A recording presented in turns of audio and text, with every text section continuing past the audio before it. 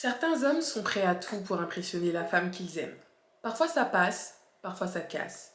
Aujourd'hui, je vais vous raconter l'histoire de Zoé, qui a été choquée par une découverte qu'elle a faite concernant son copain, Kylian. Hi babies, welcome back to your home, parce que vous êtes ici chez vous. J'espère que vous allez bien, moi ça va super. On se retrouve aujourd'hui pour une nouvelle vidéo, pour une KEVS, Kéline écoute vos story time. Avant de commencer la vidéo d'aujourd'hui, n'oubliez pas de vous abonner, liker, partager et de commenter, c'est très important. Si vous n'avez pas vu les vidéos précédentes, je vous invite à cliquer sur le petit i qui est juste là. Sans plus tarder, on passe à l'histoire d'aujourd'hui. Alors l'histoire d'aujourd'hui, c'est celle de Zoé, comme je vous l'ai dit. Zoé, elle va bientôt avoir 28 ans. Donc c'est une femme qui a sa petite vie, métro, boulot, dodo, voilà. Elle a ses petites routines. Elle n'a pas connu ses parents. En fait, c'est une histoire qui est quand même assez délicate concernant ses parents. Pas, bon, en même temps, toute l'histoire est assez délicate, mais je vais vous raconter step by step, comme pour chaque histoire, chaque story time que je reçois.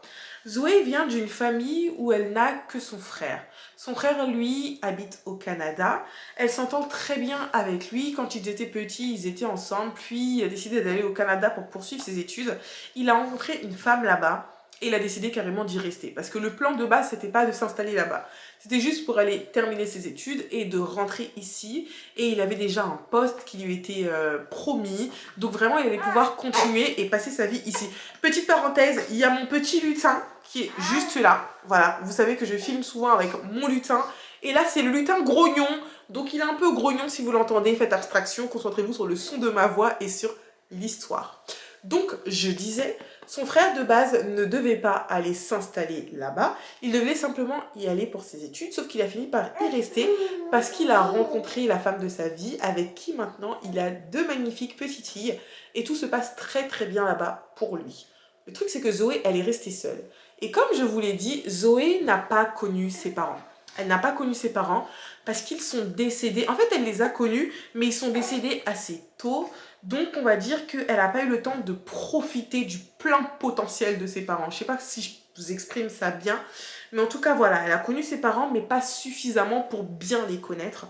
C'est quelque chose qui lui a toujours fait du mal et ça la hante jusqu'aujourd'hui. Quand elle voit ses copines qui font du shopping avec leur mère, des amis à elle qui passent du temps avec leurs deux parents, et ben elle, ça lui fait mal au cœur.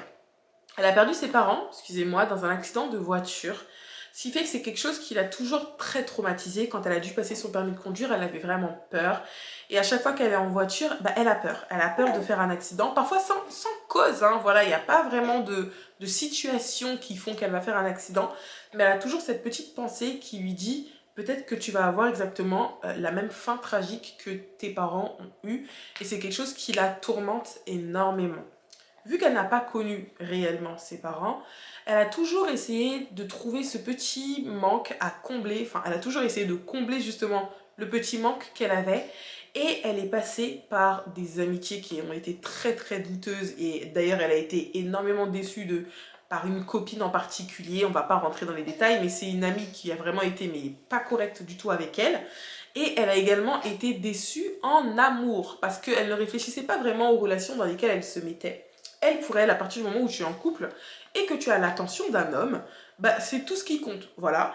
Donc quand elle se mettait en relation avec certains mecs, elle ne réfléchissait pas à un futur, un vrai futur avec eux. Elle voulait juste être en couple pour être en couple, pour pouvoir avoir quelqu'un qui s'occupe d'elle, quelqu'un qui pense à elle, qui lui envoie des messages, qui lui dit des mots doux. Voilà, elle ne pensait pas réellement à une relation qui pouvait aboutir sur quelque chose de très sérieux.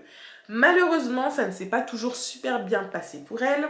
Son ex a eu à la tromper à de nombreuses reprises et elle a décidé de mettre fin à la relation le jour où il lui a clairement fait comprendre que, écoute, je n'arriverai pas à m'arrêter de te tromper. Voilà, c'est plus fort que moi, c'est ancré en moi, j'ai besoin, c'est pas comme si je faisais exprès, mais j'ai ce besoin-là d'aller voir ailleurs à chaque fois. Et elle, en fait, pour elle, c'était la goutte de trop. Et surtout, elle s'est dit, bah, au moins, il a été honnête. Voilà. Je vais pas continuer à perdre mon temps et à lui donner de nombreuses chances. Le gars a été honnête avec moi. Il m'a fait comprendre que, bah, il allait continuer à me tromper et à me tromper et à me tromper. Donc, autant stopper l'hémorragie maintenant et passer à autre chose. Ça a été très compliqué pour elle parce qu'elle l'aimait énormément. Et elle s'est souvent posé la question, mais pourquoi, en fait?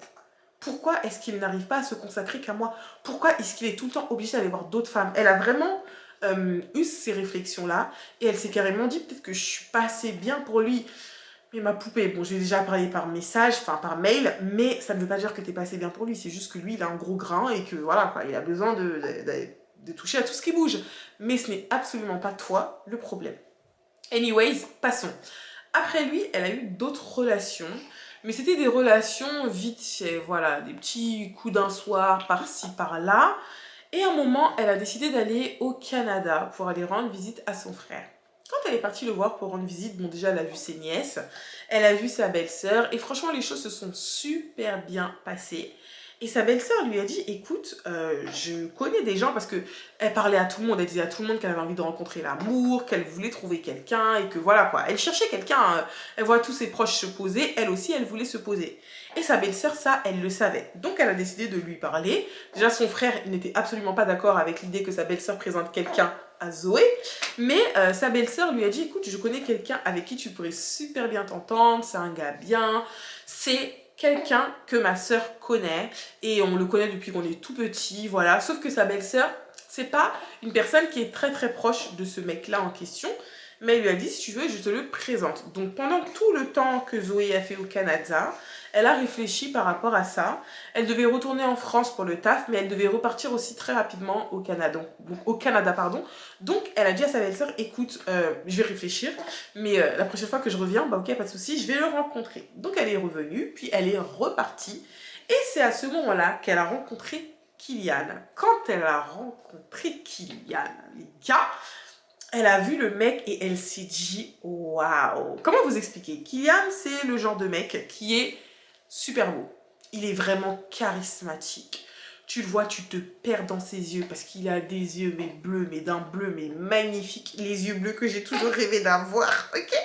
Vraiment un regard mais incroyable. Tu te plonges dedans, tu te perds dedans limite. Et quand elle l'a vu, elle s'est dit waouh en fait. Mais elle a très vite été rattrapée par la réalité parce qu'elle s'est dit, ce genre de mec-là, c'est les mecs qui te trompent. Donc doucement, tu vois, elle va pas commencer à te faire des plans sur la comète. Mollo, ça se trouve avec ce gars-là, ça va absolument pas bien se passer, ça se trouve, va te faire des trucs de fou. Donc, tranquille. Je tiens à préciser, et c'est important pour la suite de l'histoire, que Zoé, c'est le genre de fille qui n'est absolument pas dans le matu vu. Elle n'est pas dans le délire d'acheter des gros sacs de luxe. Pourtant, elle en a les moyens, hein. Elle peut. Ses parents ont laissé un très très gros héritage derrière eux. Elle a des sous et même le taf qu'elle fait actuellement c'est un taf qui paye bien, vous voyez. C'est pas non plus le genre de fille qui va aller voir un gars et qui va lui dire écoute moi j'ai besoin que tu m'invites à tel restaurant, j'ai besoin que tu me donnes telle somme, j'ai besoin que tu fasses ci, ça pour moi pour que je puisse voir que tu tiens réellement à moi. Elle c'est vraiment le genre de nana, tu m'invites à un resto sympa, bah voilà on est cool, on est bien, on va faire ci, on va faire ça, tranquille. Elle n'en demande pas énormément.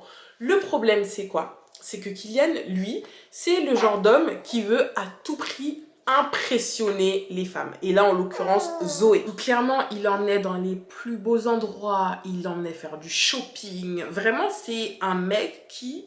Elle était aux anges avec lui, elle était aux anges. Je sais pas des trucs qu'elle allait faire en temps normal, mais elle se disait, bon, s'il en a les moyens et si on peut se le permettre, s'il peut se le permettre, pourquoi pas? Mais c'est quelque chose qui la gênait énormément. Elle était gênée parce qu'elle ne lui avait absolument rien demandé et elle ne voulait pas passer pour la michto. Voilà, vous savez, on a tendance à employer ce terme à tort et à travers. Une meuf qui va demander une glace, les mecs qui n'ont pas les moyens, ils vont lui dire que c'est une michto, alors que pas du tout, tu vois. Bref, du coup, elle, pour elle, dans sa tête, elle se disait, écoute, si tu peux, ok, mais si tu ne peux pas, c'est pas grave. Je ne t'impose absolument rien, je ne te mets la pression par rapport à rien du tout.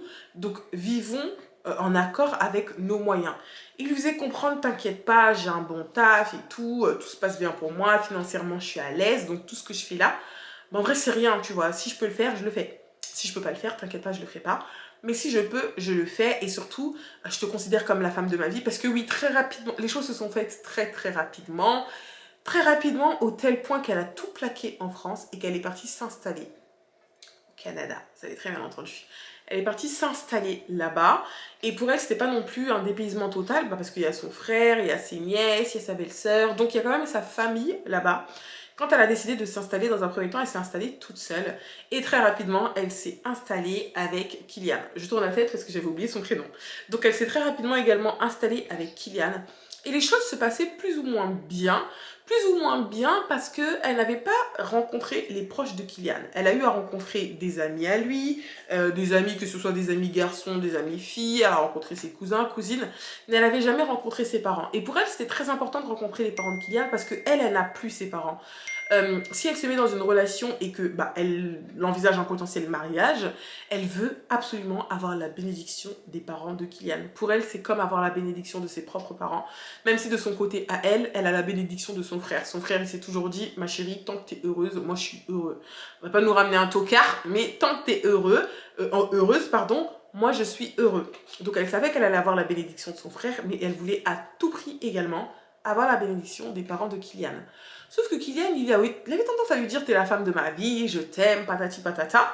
Mais le truc, c'est que le gars ne proposait pas qu'elle puisse rencontrer sa famille à lui.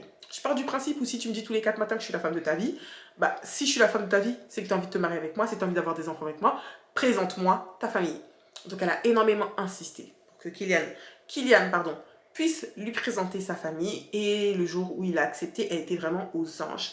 Elle a rencontré la famille de Kylian, et elle a tenu à leur raconter son histoire, la façon dont elle a perdu ses parents, et que actuellement, pour elle, c'était très important de les rencontrer. Et tout s'est merveilleusement bien passé, heureusement. Le fait d'avoir rencontré les parents de Kylian, c'est vraiment quelque chose qui les a rapprochés tous les deux, vraiment. Parce qu'elle s'est dit, ça concrétise réellement notre relation et on va pouvoir aller de l'avant grâce à ça. Les choses vont pouvoir mieux se passer. Kylian lui a fait sa demande en mariage, donc ils se sont fiancés. Sauf qu'au moment des fiançailles, donc après, c'est comme si elle avait un gros blocage. Elle voulait pas se marier tout de suite avec lui parce qu'elle s'est dit, en fait ça va trop vite. En fait ça va beaucoup trop vite, il y a des choses que je ne sais pas de toi, je sais même pas ce que tu fais dans la vie. Elle savait qu'il travaillait dans un bureau, mais elle n'a jamais été à son travail. Alors que elle a très rapidement réussi à trouver du travail là-bas. Il venait souvent la chercher, la récupérer au taf. Elle avait des événements avec son travail et elle l'invitait. Mais elle, de son côté, s'était jamais rendue sur son lieu de travail. Donc elle se posait beaucoup de questions. Et puis il y a énormément de choses, même dans la vie intime, je ne vais pas rentrer dans les détails, mais il y a des choses, elle se posait des questions. Elle se posait beaucoup, beaucoup de questions. Et c'est vraiment le taf qui l'intriguait. Parce que pour avoir un très très bon travail qui te permet de faire en sorte qu'on puisse manger dans des restaurants de luxe chaque semaine, qui te permet de m'emmener faire du shopping, mais dans des endroits mais pas possibles, c'est que tu as vraiment un taf de fou. Mais comment ça se fait que déjà à la maison, je te vois pas bosser, ça sent que c'est un taf de bureau et que parfois tu me dis tu ramènes du travail à la maison, je te vois pas travailler à la maison. Et surtout, j'ai jamais été dans ton bureau, je sais pas où tu bosses. Donc, elle se posait des questions. Pour essayer, on va dire, de la calmer et de la mettre en confiance, il lui a dit, écoute, tu sais quoi, je travaille à tel endroit. Enfin, ils se sont posés et il a commencé à lui raconter, je fais ça comme travail. Il a commencé à lui expliquer en quoi consistaient ses tâches au travail. Il y a ci, il y a ça, il y a ci, il y a ça. Enfin bref, vraiment, il a été très transparent avec elle. Et lors de cette transparence-là, dont il a fait preuve, elle était très heureuse en fait. Elle était très heureuse. Et justement, elle s'est dit, ok, il n'y a pas de souci. Elle a un peu baissé les armes. On va dire qu'elle a baissé les armes par rapport à toute cette situation. Et elle était plus en confiance. Elle était en confiance, mais son grand frère, lui, se posait énormément de questions. Parce qu'elle en a parlé avec son frère. Elle a des amis, parce que je vous ai parlé que de sa famille. Hein. Elle a des amis, sauf que tous ses amis vivent en France. Au Canada, elle a eu à rencontrer certaines personnes, mais c'est plus des collègues de bureau, vous voyez, et c'est pas à eux qu'elle va aller raconter sa vie privée, et surtout des choses qui concernent son mari et tout, parce que le monde du travail, ces gens-là ne sont pas tes amis. Voilà, il y a des amis qu'on peut se faire au travail, mais il faut faire très très attention à qui on se confie, et elle faisait vraiment attention. Donc la personne à qui elle se confiait là-bas, c'était son frère. Et son frère, il lui a dit, mais c'est quand même assez bizarre qu'il attende que tu commences à te poser ce genre de questions et à ralentir dans la relation pour pouvoir commencer à te raconter ce qu'il fait dans la vie. Genre, c'est assez bizarre en fait. Et c'est comme ça que son frère, lui, a commencé à creuser de son côté. Parce que pour lui, c'était hors de question qu'un homme rende malheureuse sa petite sœur. Donc il a commencé à creuser. Et un jour, il est venu vers elle et il lui a clairement fait comprendre, écoute Zoé, là où tu m'as dit que ton mec travaillait, il travaille pas là-bas. Et Zoé, elle a commencé à se poser des questions. Elle s'est dit, mais comment ça, il travaille pas là-bas? Et de là, son frère, il lui a dit, écoute, tu sais quoi? Il finit le travail à quelle heure? Donc Zoé lui a dit, il finit à telle heure. On va aller chercher au travail. On va aller chercher au travail. S'il travaille là-bas et qu'il finit à cette heure-là, on se pointe 1 heure plus tôt. Comme ça, au moins, on est sûr de devoir sortir de son lieu de travail. Ils se sont pointés 1 heure plus tôt devant le taf du fiancé de Zoé. Et ils ne l'ont pas vu. Ils l'ont pas vu. Ils l'ont appelé. Ils l'ont appelé et il a dit qu'il avait quitté le travail il y a 30 minutes. Sauf que eux étaient devant son lieu de travail. Il n'y a pas 15 millions de sorties. S'il était sur son lieu de travail il y a 30 minutes, il l'aurait vu en fait. Et Zoé, elle a bien demandé, attends, mais c'est telle adresse, tel endroit? Et il a dit, bah oui, oui, oui, c'est là. Sauf que c'était faux. Elle s'est dit quoi? Elle s'est dit, donc elle a dit à son frère, c'est pas à toi de régler ça, c'est à moi de le faire, donc t'inquiète pas, je vais gérer. Le soir, quand elle est rentrée à la maison et que lui également, bah il était déjà là en fait, elle s'est pris la tête avec lui. Elle s'est pris la tête, elle lui a fait comprendre, écoute, tu m'as menti. Tu m'as menti, je t'ai demandé d'être transparent avec moi, je t'ai demandé d'être ouvert, de me raconter réellement les choses, sauf que tu m'as menti en fait. J'étais devant ton lieu de travail et je t'ai pas vu. Tu m'as dit que tu avais quitté l'endroit il y a 30 minutes, sauf que ça fait plus d'1 heure que j'étais là. Donc si tu avais quitté réellement cet endroit-là il y a 30 minutes, je t'aurais vu. Et je t'ai pas vu, donc tu m'as menti. Il a commencé à éclater en sanglots. Il a commencé à pleurer. Il lui a dit, t'inquiète pas, je vais te dire la vérité, je suis désolée, j'ai pas envie de te perdre. Et là, tenez-vous bien, parce que moi, je m'y attendais pas. Je m'y attendais vraiment pas. Il a commencé à raconter à Zoé qu'effectivement, s'il lui a dit qu'il travaillait à cet endroit-là, c'est parce que pour lui, bah, c'était un endroit assez prestigieux et il ne voulait pas lui faire honte. Et quand il a dit ça, elle a dit, mais comment ça me faire honte? Et de là, il lui a dit que il est danseur exotique. Je mets les mots parce qu'on est sur YouTube, mais il n'est pas seulement danseur exotique. Il fait, comment je peux dire sans me faire strike ma vidéo? En gros, il accompagne des femmes plus âgées que lui dans certains endroits. Pour les femmes, je pense que c'est pareil pour les hommes, on appelle ça être un escorte. C'est un escort boy. Quand elle a su ça, elle était mais complètement dépassée. Parce que comme je vous l'ai dit, elle ne lui a jamais rien demandé. Elle ne lui a jamais imposé un quelconque train de vie. Elle n'a pas besoin de tous ces restos à je ne sais combien de milliers d'euros chaque semaine. Elle lui a jamais demandé tout ça en fait. Elle lui a pas demandé des gros bijoux, elle lui a pas demandé des sacs de luxe, elle lui a jamais demandé. Donc il n'avait pas à faire ça. Et elle lui a fait comprendre que est-ce que tu as commencé à faire ça pour moi, pour m'impressionner, ou est-ce que tu as commencé à faire ça parce que c'était ton taf de tous les jours? Il lui a dit que de base, il bossait pas là-dedans. Voilà, il faisait un petit truc.